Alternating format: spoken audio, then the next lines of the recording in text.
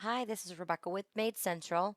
And when it comes to pay types, as we've been discussing in this series of videos, there is also an instance that also determines how your employees are paid that needs to be set at the team level.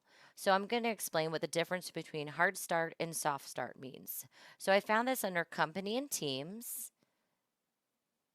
And you can see here that I've got my teams listed and I've got a start time type of hard start and soft start. So let's see what that means.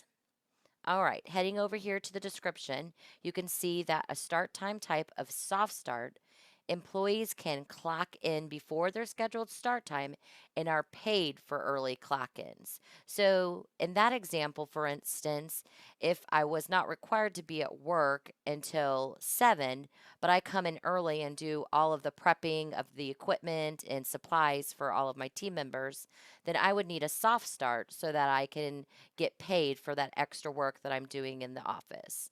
A hard start means employees can clock in before their scheduled start time, but they are not clocked in until their scheduled start time. So, again, you would set your availability for each of your employees with a start time.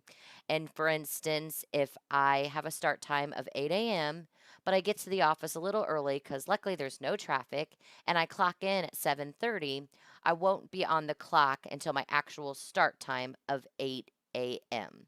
Thank you.